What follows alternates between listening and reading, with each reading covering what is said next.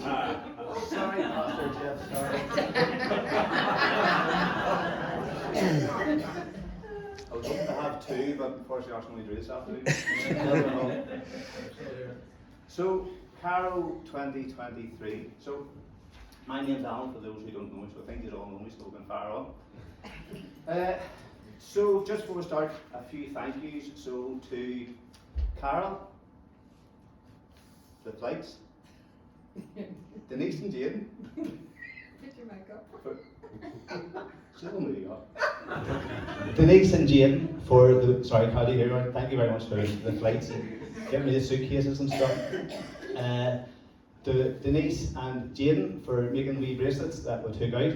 To the Robinsons for all their help, and Mark with packing before, not with suitcases, just all the clothes and stuff that were all taken out. A big thank you too to everybody who supported all the sponsorship and all the rest of it, and we'll tell you basically what happened. How do you hold it? Okay. So Cairo 2023. For those who don't know, need one of them things, Jeff. For those who don't know, I went out to Cairo for the first time, I believe it was 2014. And then that was Gareth and myself, so I went out to basically take the Egyptian football coaches through a bit of football. It was a scheme to work with children so they could then work with the children and sort of talk in their own language and that type of idea. And then I went back in 2017 with Alan and Ben Nixon, just helping again with the soccer academies. And then I went back last year with Jeff and Mark.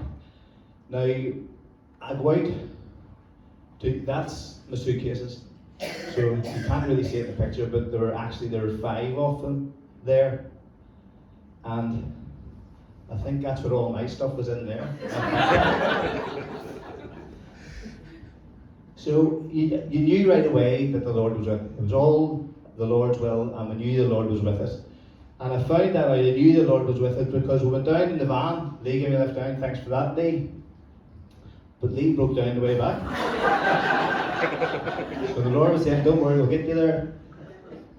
Sorry, Lee. So this is Albert supporting, that's a lovely Arsenal polo he has there. And that's his wife, who's called Rose.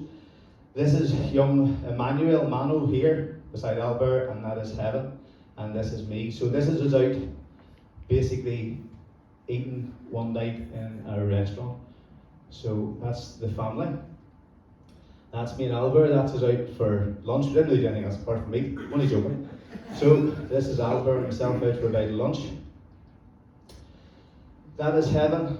And that is Mano. So that's Mano, that's the wee bedroom there that I was staying in. So that would be Heaven and Mano's bedroom. And this is young Heaven. And that's just another one of Mano.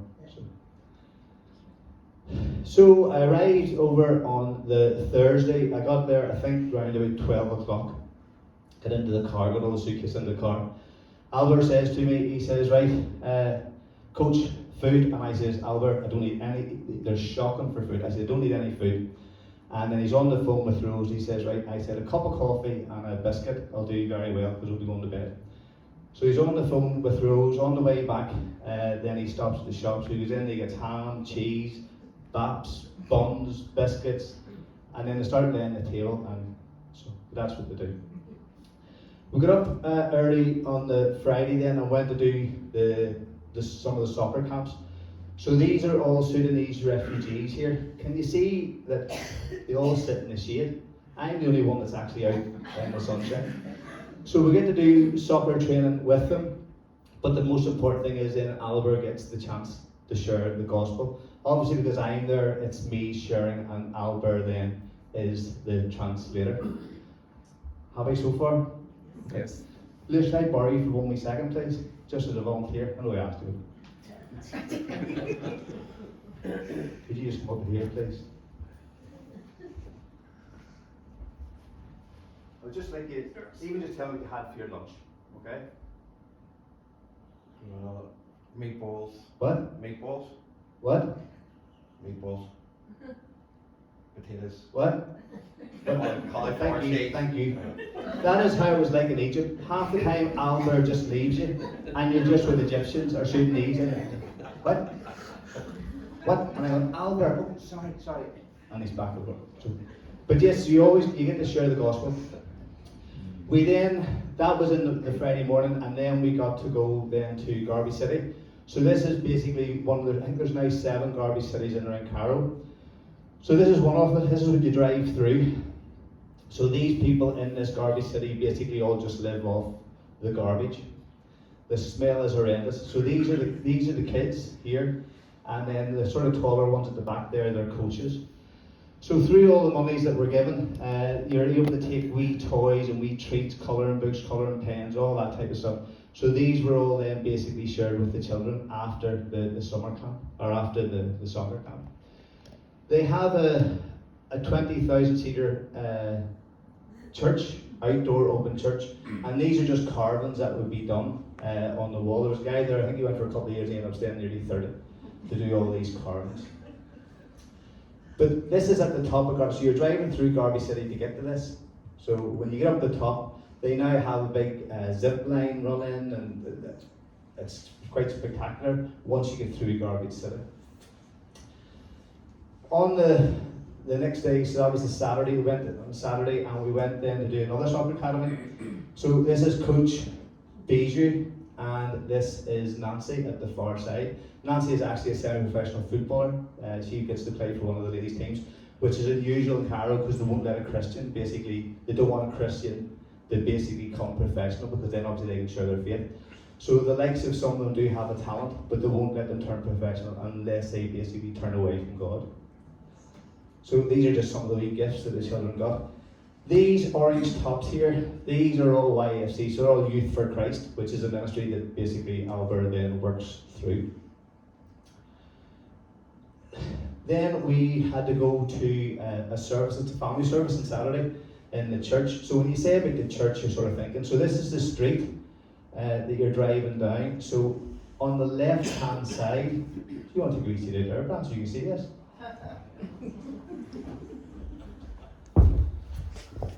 So over here,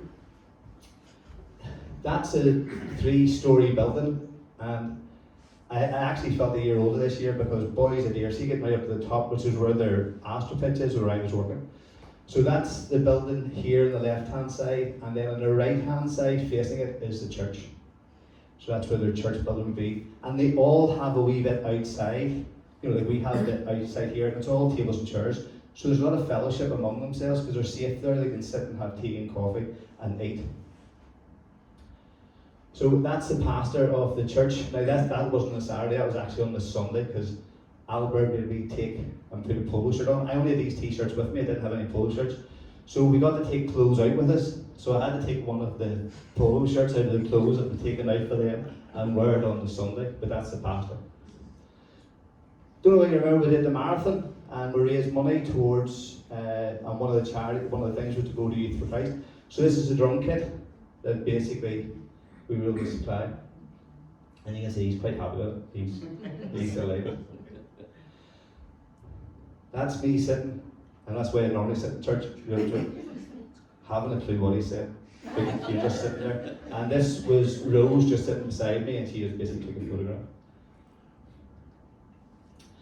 So we got to take out all these sweets, Haribo's, loads of stuff. These are all bags of clothing, so there's loads of stuff was supplied. There's all stuff from Ulster Rugby and stuff from different charity runs that basically the Signature Works had given me, that I was taking them out. So they'll basically go to all the Garvey City kids and all the refugees and all the rest of it.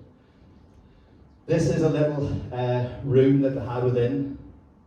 So this is up on the top in the working side of it. So this is a room. So this is Bijou here, and this is Mano here in the middle, and then this is Albert. They're both wearing Northern Ireland football tops, which is lovely to see. So all this stuff, these are all the gifts that were basically taken out, and this whole other side wall, this stuff as well. Albert then a few years ago started a summer camp. So the idea was that from 9 o'clock in the morning until 3 o'clock in the afternoon, he would bring children then in, and then he basically runs a wee bit like our jam club that we had here, only it's a summer camp. So I was over basically doing jiu-jitsu with them, that's what I was doing. and then just some fun and games.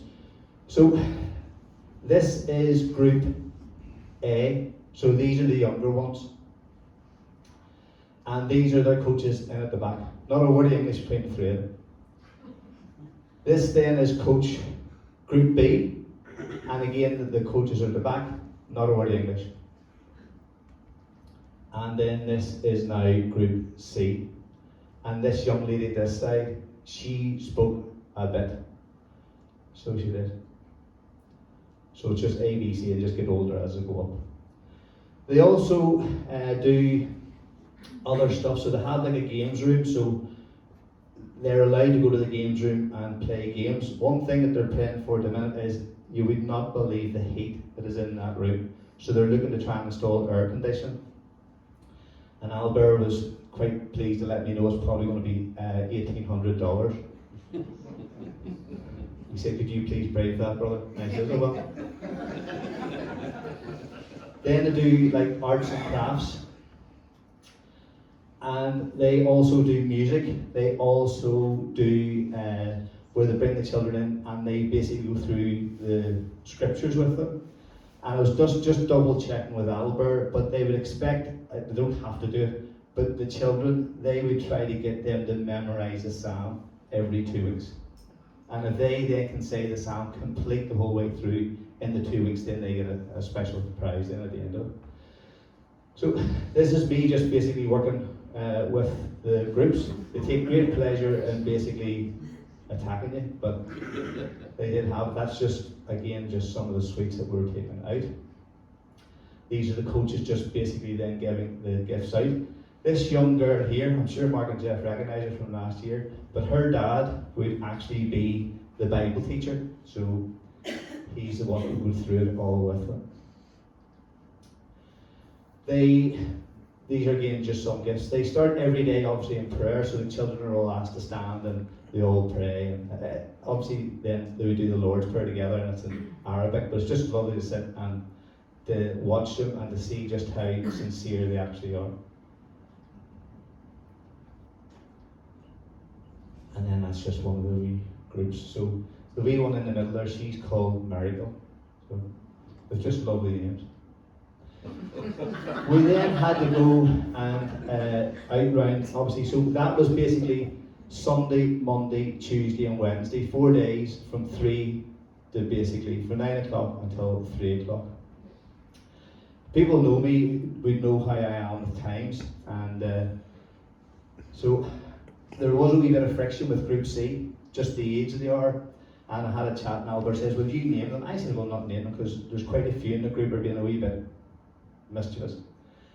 And so the next day he said, maybe it's because they're coming to you last, you know, and it's the end of the day. He says, so maybe we'll give them to you first. So he had asked me would I do my groups in the afternoon, but when he said first, he meant first thing in the morning. So the next morning I was up, because to be there for 9, I'm up, ready. I have my talks and all already done. I have my backpack sitting at the door, 10 past 8, ready to go, 8:15 is the time left. But we didn't leave until 20 to 9. And on the way, Albert says, I think we're going to be late. We need to leave early. I said, Albert, I was sitting ready 10 past 8. I know, I just talk. And I said, yeah, you do. So we had lunch and then we were heading out to do soccer training. There's actually 8 of us in this car. So Albert is driving, and then there's myself, there's these two, that's Samuel in the left, and I can't remember this young, I think it's Andrew here on the right, and then there were 4 then on the back seat. Now it wasn't just round the corner, we're actually driving for 10 minutes in the car. But it actually looks a bit like, if you thought, if it went in reverse, it looks a bit like one of their tuk-tuks, if we were going in reverse.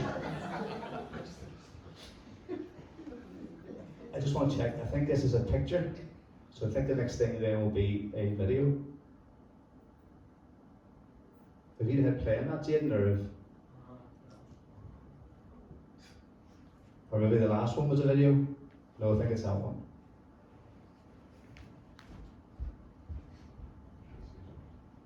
There's where we go. And there's sound as well.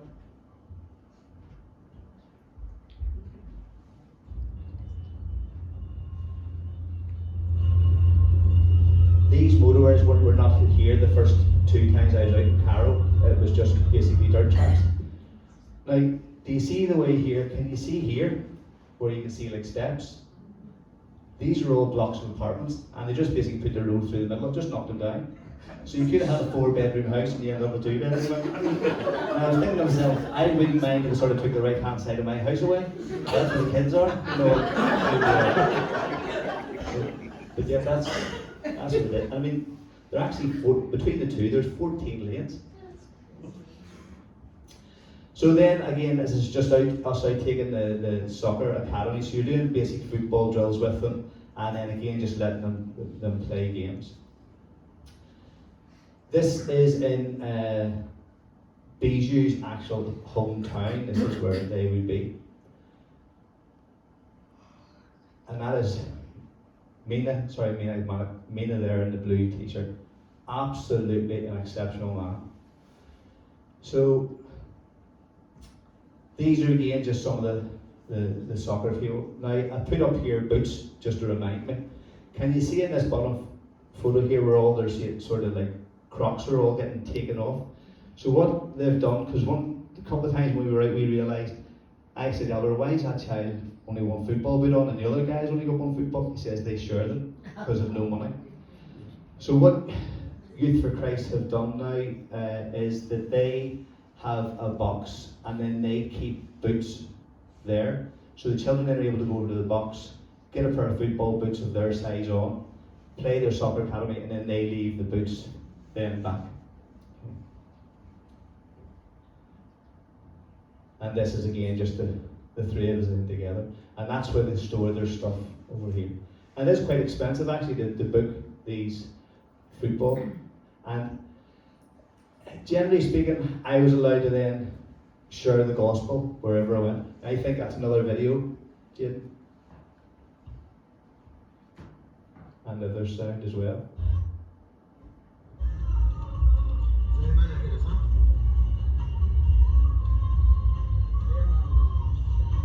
That's just Albert and Bijou talking. We're taking Bijou, just dropping them off.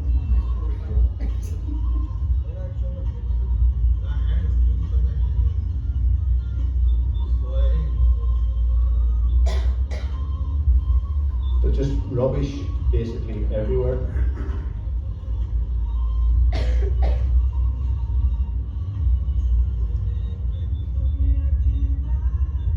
And the music is horrendous. Albert, if you're watching this on YouTube, I apologise. Right, so it just goes on. Again, I'm going the wrong way. Yeah, it's this way.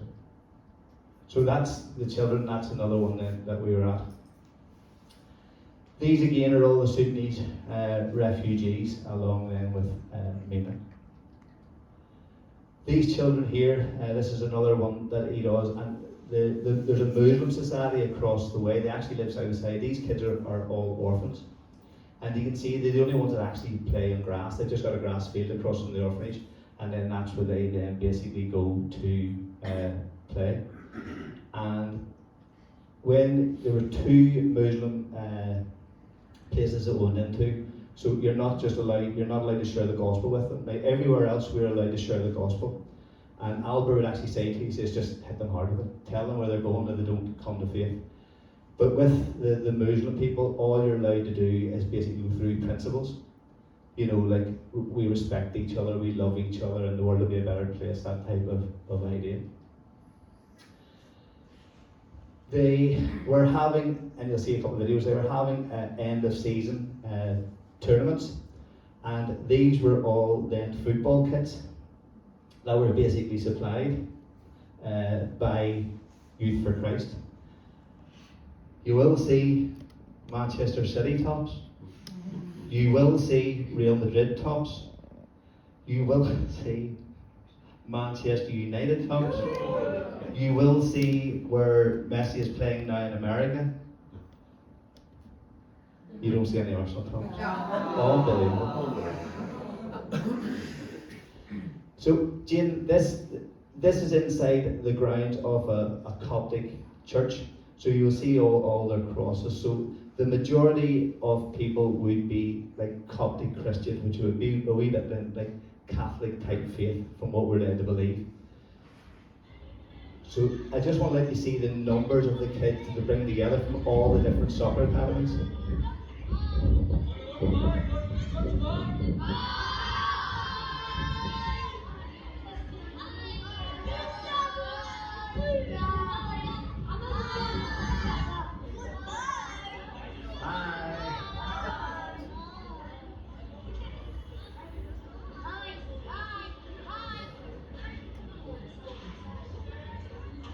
There was over 110 children there that night, and you can see around. So this is in the centre of a Muslim society, so you can see the houses around, but you're inside the church, so you're allowed then to share the gospel because you're in the church grounds.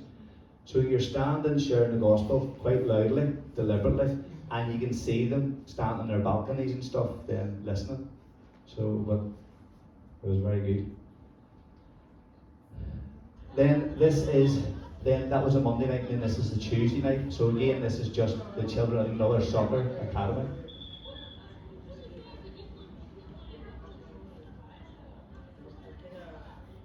Smile, Coach Mina. Smile.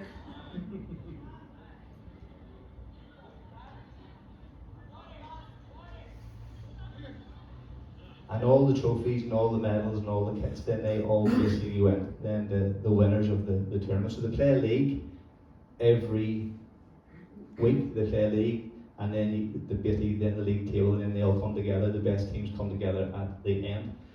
I also found out that night that the Lord was definitely with us, because Bijou had said to me, Coach, we're going to play the under-18 team tonight. Now these are one of their elite teams. He says, we're going to play against them. You and the other coaches. We ran out of time. Lord, I thank you so much. You want to see these wee lads playing football? When I arrived, I had quite a bit of money. The people had very generously in the church. They sponsored back-to-back in jiu-jitsu, and other donations people had given me. And thank you to everybody who did.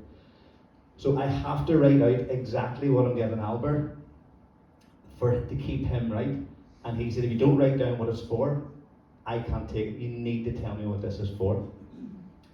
So I gave him $40, and that was for a cake, because we always get a cake that we're going to all share at the end, so we all get a slice of the cake. So that's the cake. And this is the whole summer camp then, all together. I also gave him $40 so that he could get ice creams for the coaches.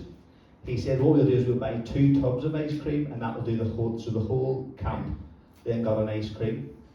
It's amazing. They went and got one of the ones, I think it was like Snickers or something, way over here, over the nuts. You can't, there's nothing like it over there. Just but he says to me, Coach, I want you to give this out. So I give it out to all the kids. And he spoke to me, and he says, normally when we do this, he says, we have 30% left over. He says, we have nothing left over. What do you want left over for? Just, if you want 2 scoops, just give them 2 scoops. That's what it is. If you could hit play, and then, so this is Mano.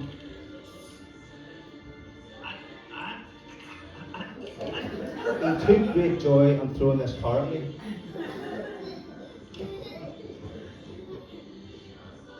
Right, while this is going on, I'm not going to let this go on for a couple of minutes. Albert's lying down, and Rose is doing work for the next day for her work, because she's taking people in her work through the devotion the next morning. Right? And heaven actually then came in. I took them over a space hopper each, and I forgot that they live on a flat. So they're bouncing back and forward. So heaven then came in her space hopper while man was doing this. So I'm basically saying there, if you forget something, you live in the 4th floor. So we're going to a soccer academy this night, and we forgot to get a bag from the apartment. So I had to call back by the apartment to get this.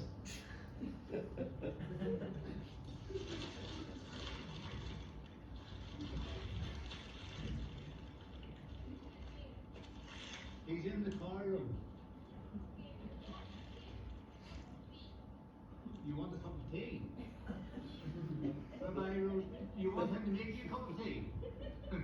See, I didn't understand the words she said.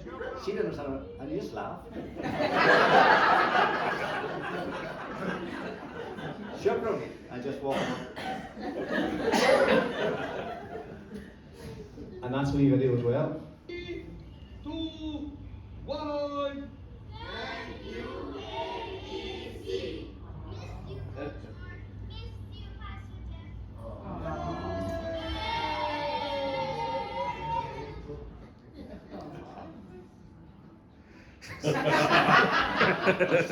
And that's basically, so we had the summer schools Sunday, Monday, Tuesday and Wednesday. And then the soccer academies, we basically had 2 of them then each day. And each time, A, B, C, so there was shared with them each day. Every soccer academy gets shared with, apart from the 2 Muslims, society ones where you're just basically allowed to go through principles with them. There was also quite a substantial amount of money then left with Albert, and we've decided he's going to put that then to basically best practice what he believes will be best for his ministry. It so turns out it was $1,800. Can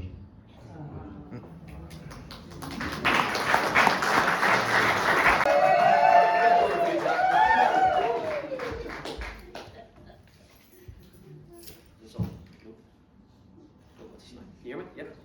Yep, all good. Right, as Alan was saying, I was leaving with Alan last year, so I know exactly what it means about the language bar. But brother, you need to go to Aberdeen. It's a whole new level. Sorry, John. So, the 8th of July this year, there was 9 of us from the church went out to Aberdeen for a week to help in mission. So there was myself, Lee and Lisa, and we took 6 pensioners with us. So we had Jonathan, we had Carol, we had Robert, Evelyn, Brian and Billy. So not all 9 of us are going to share tonight though, because it could go on for a bit. So it's only myself, Lisa and Carol's going to share it this evening. Those 2 volunteered. I was bullied into it, might I say. So I was volunteered. So I've been asked tonight, just at the start here, just to share something about the church in Aberdeen and Tillyjohn. A wee bit about the history of it, how it came about, the work it's doing out there, and what its vision is for the future. And then I'm going to pass on to Carol, who's going to take us through what we actually done when we were there. And then Lisa's going to bring it all to a close at the end about the team and so forth. So, obviously, not being a member of that church myself, I had to speak to one of the founding members of it and one of the elders, John Mercer. John's a great guy. I had the privilege, Lee and I had the privilege of staying in his house, and we were spoiled for a week by him and his wife Anna. But John's one of these boys who likes to talk, and you ask him a question, he gives you every detail. So I just sent me a message through the week, John, this is what I'm doing. You should see the email I have back. There's actually pages of it, but I'm not going to go through it all here tonight, so I'm going to sort of summarise it. So basically, going back 20 years ago, it'll be next month, October 2003, John was part of a prison fellowship team who used to work in the local jail in Aberdeen, spending time with prisoners, doing Bible studies with them and so forth, and they soon realised that while the guys were inside in prison, they were good. They had no distractions, they had no desire to go into the life of crime again, but the biggest problem they had was they're panicking when they come out. So they were asking for support. What can you do to help us when we come out of prison? And just by sheer coincidence, the vast majority of inmates all came from one area, which is Tillyjohn. So John is from Tillyjohn as well. So this is when he set up an outreach called the Lighthouse to work in the local community, just to help ex-convicts not to turn back into the life of crime, just on their road to recovery. So, Lighthouse basically was born then in October 2003, and basically it worked on a one-to-one purpose with inmates, also done group sessions, and then it sort of expanded its net a wee bit into the local community, providing help to those who needed it, maybe ex-convicts, maybe current prisoners' families, maybe addicts. There's a drugs in Aberdeen that's crazy. So it is, like even we were there throughout the course of the week, and I just seen people just walking, they're just absolutely off their head. So there, and you just know they're high on heroin or whatever the case may be. But it's a massive, massive problem. So doing a lot of work with them and so forth. So that just developed over the years. The Lighthouse has a 3-principle attitude. Okay, it's spiritual, emotional, and material. So it's there to help anybody who needs it. Maybe single parents, maybe lonely pensioners who have nobody, no family around them and so forth. They're there to put things into place to give them help in hand. And it's all run by volunteers. So the actual outreach itself was then adopted by Deeside Christian Fellowship, which is a big, big church in Aberdeen. So they were there as a sort of like a backup, a financial backup for them as well. So as the outreach there worked, and grew over the years. They started doing a wee Sunday service in Sunday evenings where they just sort of proclaim God's word and invited local people in. And then they decided, well, we're going to try it on a Sunday morning. So they decided to came up with an idea of having a Sunday morning service with a meal afterwards. So it was very, very well attended. There was 25 kids came along to it, and nearly all their parents came. So that's whenever Tonside Church, was first born. And that happened in Easter Sunday 2021. And currently they have 4 elders and 5 deacons, and it's made up of really of a lot of people from the local area. There's a lot of students come from the local university and so forth, and then the volunteers from the lighthouse. So although the lighthouse and the church work separately, they both have the same purpose in life, and that is to build in the community. Not just in a practical way, but in a spiritual way, to share God's love with these folk around them. So they have, it's very much like our church actually, the way it's set up. So they have all the usual sort of meetings that we would have here, the prayer meetings and so forth. They have their Sunday services, they have thoughts in the mornings for the wee ones, and then they have various drop-ins for the teenagers and so forth throughout the course of the week. And then their highlight for the year is their community week, which is where we went along and helped. Is this our second time we've been there? Is it just 2 weeks we've been? So they're very, very thankful for that. So that's really a quick insight on what the church is and how it started. So Carol's now going to come up and share exactly what we've done when we got there. You have 3 minutes. 3 minutes, don't cry. 3 minutes, don't cry. Good for you, I'm crying, I'm going to fail. Do you know, guys, I have to say, I've been 16 years in this church and I've never been on this stage, ever. I have avoided it. But pushed the boundaries out when we went to Aberdeen, and I did a devotional one morning. I spoke to the kids one morning. Been doing youth work for 12 years, and this scares the life out of me. So let me run you through. This year was the first year that I'd been. I tried everything to avoid it, absolutely everything. But Matthew Hamilton won, and we went over here on the Saturday and the Sunday. Our first day of actually doing the community thing was on Monday morning, and it started off with a tots outside in the foyer of the community centre. Have we a... Yes, keep going. Right, there'll be a slide. So there was tots outside in the foyer, and this was normal practice. Notice it was always the men. Yeah. The women were working. So on a Monday morning, Heather will be so pleased. On a Monday morning we got up and we had breakfast with our hosts, and then we were picked up in a bus or we walked around to the community centre. Now Lisa and I were a wee bit further away, so we always got a bus. And we met up after breakfast. We had a little bit of prayer time, and somebody had a little word with us, and then we went and set up for the day. And we ran a kids club in the morning like we did in Jam Club, very similar. So it ran from 10:30 to 12:30. So we did the same things as we did in Jam Club, which were learning about God. The story was Kingdom Rocks, wasn't it? The first story was walking around the walls of Jericho. Matthew Carson did it, so it followed a suit like we did in Jam Club. And then at 12, Evelyn came in with her little trolley and her little friend Tom, my little friend Tom, and we fed the kids, and then the kids went off for the day. Then we had lunch together. Sometimes it was sandwiches, soup, but everybody brought it into church. We all had lunch together, and then you either had free time or you could stay and do the cage football and the boxing. Of course, I'm nosy, so I did the cage football, not the boxing, because I saw it and it was really sweaty. So from 2 to 4, we did cage football and boxing, and then we went to one of the hosts' house for the evening, had barbecues, had some really good food and really good fellowship, and then we came back for the evening. The evening on Monday evening from, I can't remember, was it 7 to 9? 7:30 to 9:30? Yeah, 7. This one was, it pushed me to my very limit. It was older kids. I'm used to running the youth club with kids from P5, P4 now, P4 to P7, and they're lovely. Not in Aberdeen. And I don't mean that in a horrible way. I have heard words in Aberdeen that I have never heard before. I, on the first night, was a bouncer with Lisa, so we had, it was P6, P7 in first year, wasn't it? Yeah. So there was a wee fella standing outside, and he wouldn't come in, and we were told to go and encourage them. So I stand outside talking to him, and his choice words. He actually thought I was from Newcastle one time, so that, you know, that says a lot. They don't really know very much. I was like, no, I'm from Belfast. Didn't work. But that night he wouldn't come in, and he was really nervous, and I just thought there was something wrong, and I tried to sort of investigate a wee bit further. It turned out that Lisa, my co-bouncer, and I had to walk him home because somebody had threatened to stab him, somebody that was in the youth club with us that night.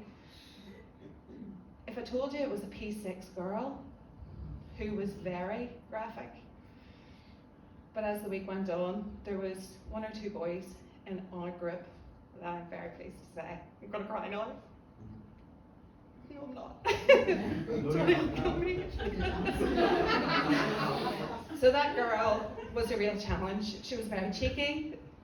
She was very cheeky. She upset the group. She just did everything. If you asked her to do something, she was like, no. And then everybody followed suit. They all left. They all came back in. They all went out again. And we found it really hard. So Matthew Hamilton decided that on the Tuesday night, it was all women, because all the men were having a curry on the Tuesday night, that they wouldn't maybe let her come in, and they would bar her. Now, my heart said, don't bar her, don't alienate her, you know, bring her in. Didn't happen that way. Mark got her. Mark got her at the boxing, and on the Sunday, She had me first. they got a really good relationship together. So, but I'll tell you that in a minute. So that was our sort of day. Monday morning with the tots and the young ones up to sort of P7. Afternoon time was a free for all with people in the community. Brian was running around handing flyers to everybody. We got a wee Indian family in, sort of day 2, day 3. And then the men on Tuesday night had a curry night with brownies, and we could smell it. It smelled beautiful. We never saw it. Wednesday was the same thing again. In the morning we had a wee bit of a devotional, a bit of time of prayer. We did the kids club. We did the cage football in the afternoon, and then it was the girls' turn on Wednesday evening, and we had, I think you saw the picture, it was the charcuterie board. Well, Carol was really nice and handed some of that charcuterie board in over the door, over everything, into the boys so they wouldn't starve. But nobody did that for us on Tuesday, just saying. So that was Wednesday night. Thursday night was our last night, and that's when this happened. What you didn't see was Mark actually drowned Kirsty. Oh, Kirsty was very kind to Jonathan, but just out of focus there, and I do have the video. Jonathan got up and soaked Brian, who was just standing lying his own business. So Brian got soaked as well. So that was the Thursday night. By that stage, we were sort of tired, but I think I sort of say for everybody, it was the evenings and the boxing that really touched us all, because this one girl and her friends, and it was a harem of P6, like you think that's our Sophie, and the language and the attitude and the fake nails. It was crazy. One thing I did notice, and it did hurt, the kids came in every day in the same clothes, the same socks even. They came in every single day in the same thing over and over again. And I fell in with a wee fella called Wes, who loved the cage football. And I actually have his autograph at home because I told him one day he was going to be famous. And I think that's why he kept coming back, to show off. But I didn't care because he came back and he heard something about God. So for me it was a win-win. I know nothing about football. So anyway, Thursday night was our last night, and we really did make some really strong friendships with the other part of the team. I'll leave that up to Lisa to say. And Friday night was our family community night. So Carol being Carol, can you face paint? Well, I did it in the PTA like 100 years ago, but all I ever did was do a flower. And that was quite easy, a wee circle, a couple of wee petals. 2.5 hours, Lisa and I sat in that crowd. 2.5 hours, and we didn't move, so I can't tell you anything about the family night other than it was a roaring success. But I don't know, because we were just interacting with all the kids. I didn't do that face, that was not me. Who was that? Lisa? Okay. I had them on my arm, so I could do a butterfly or a rainbow, and the boys had Spider-Man and something else, and they were going, can I have a dragon? And I'm like, dragon? Goodness. At one point, Lee very kindly brought me a cup of coffee because we actually didn't move the whole night. And I found about 10 minutes later, Lisa had been dunking her brush in my coffee and I'd been drinking it. I definitely think we got an awful lot more out of it than we did expect to get. And obviously we don't know what lives we touched, apart from two little girls. And on the Sunday, these two very flamboyant ladies walked into the church service with presents for Lee and for Mark. And to me, that just was my whole Aberdeen. And it didn't cry, but Mark and Lee did, because we really touched these two girls. They're tough nuts. Do you know what I mean when I say a tough nut? They were just really hard wee cookies to crack, and you couldn't talk them down or talk them round. But somehow those guys won their hearts. They were out boxing with them every day, weren't they? We'll not talk about the day I took the water in. Do you remember that day when I took you all in water because you were all sweaty? You told me to get out of there, not bring it in, because you had to keep their attention. I was like thinking I was doing a good thing. But no, very privileged to have been there. It was a very organised, it went like clockwork every day. We did have, on the Sunday evening before we started, we did go for a walk. They said, we'll have a barbecue. Robert and Mark, who never sit still ever, wanted to go for a walk. Was it 11k we did on that little walk? Something like that, wasn't it? Mark tried to get everybody out. So on day 2, just to tell you all the funny bits, day 2 we're all setting up for the cage football. There's Matthew and young Stephen, who's not in that photograph. Young Stephen's in the back beside Matthew Hamilton there, just the 2 back boys, and me, to set up a cage. Now, each of the slats of the cage weighs what, Mark? A couple of heavy, like, wrought iron cage. Me and the 2 boys. Because Brian and Mark and all the other guys decided to go for a walk after lunch. So 2 o'clock, Evelyn's convinced that Brian's had a heart attack because nobody's answering their phones. Matthew, the sweat's pumping off him, and he's like, it's fine. And I'm like thinking, we're all there. They'd all gone for a walk, and it had taken longer to get back than normal. And I can't understand. Robert's not here, bless him, but Robert just. So much so on the Saturday we had a wee bit of free time to go and get presents for the people that we were staying with. And Robert was just as happy as a clam, walking forward, and Mark yells, Robert! Just in the nick of time, because a barrier was coming down on his head. Robert has no self-awareness. No self-awareness whatsoever. So this is the craft that we did. Just to let you know what we did in the morning time with the kids. We had them in, we sang songs, and then we split the kids up. Some went out to play games while others did craft, and then the role reversed, and then we all went back in. We did a quiz, had a bit of fun, and then everybody ate. Some of the quizzes we all took part in. I think all of us did. Mark's quiz was the best, but we're not talking about that. He had a party, and everybody got sweets but us. I was with the older group, the P7s, and they were really quite hard, but just to get them to interact. But at the end of the week, they were singing, they were dancing, and they had Mark dancing and singing as well. So listen, guys, yes, if you get the chance, go. It really, there's Lee nodding, it really opened up my eyes. And just one final thing, just before. So I arranged the flights for everybody. That's what I do. That's my job. I'm a travel agent. So we all headed down in the cars. Everybody in 4 cars? 3 cars? 3? And we stopped off at the Apple Green just outside Dublin. And I had everybody's, because I'm not giving them their boarding passes. I had everybody's boarding pass.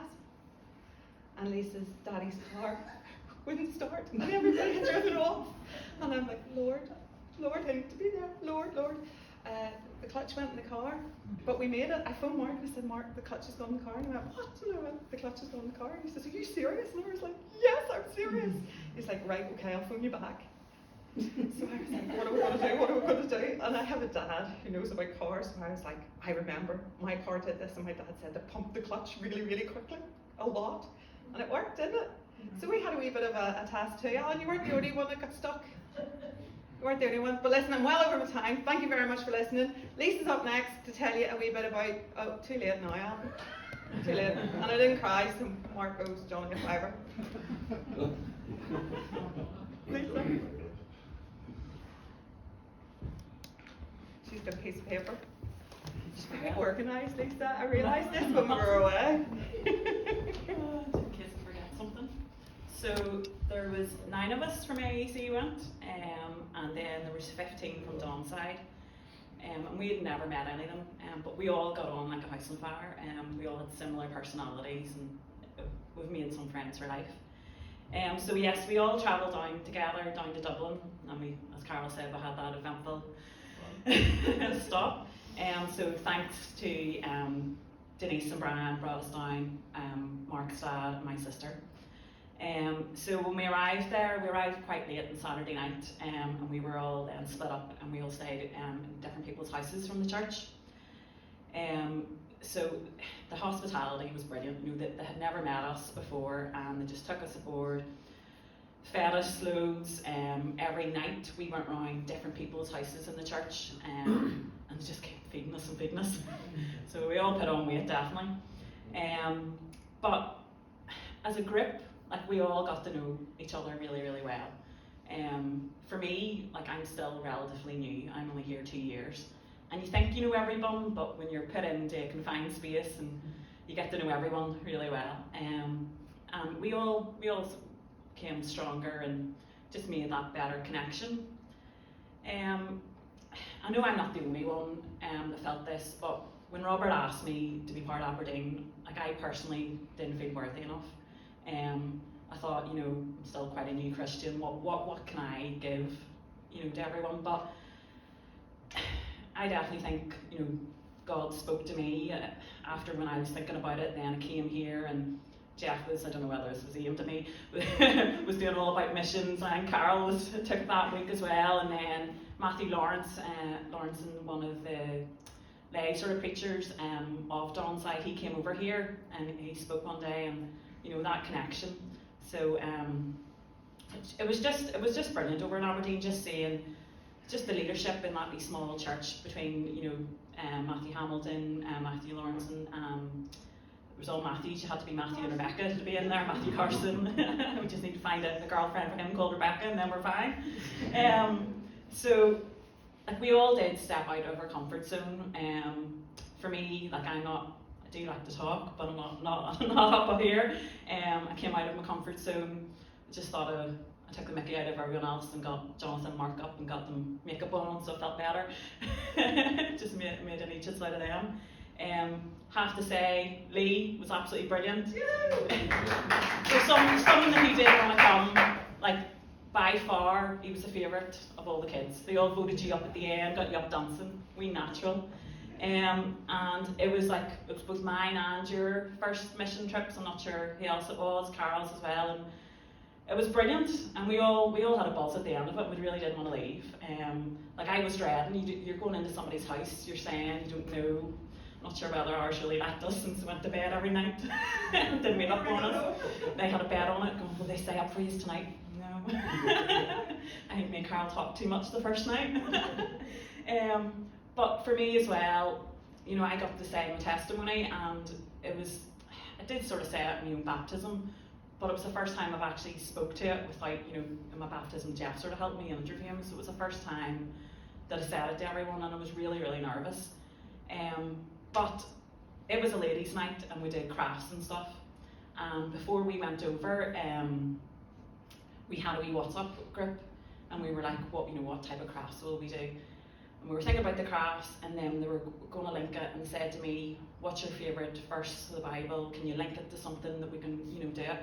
And I have a few verses, and I could have picked, there was numerous ones I could have picked, and I picked Proverbs 3, verse 5 to 6, and that just actually happened to be the whole motto of the whole Holiday Bible Club, and I didn't know that.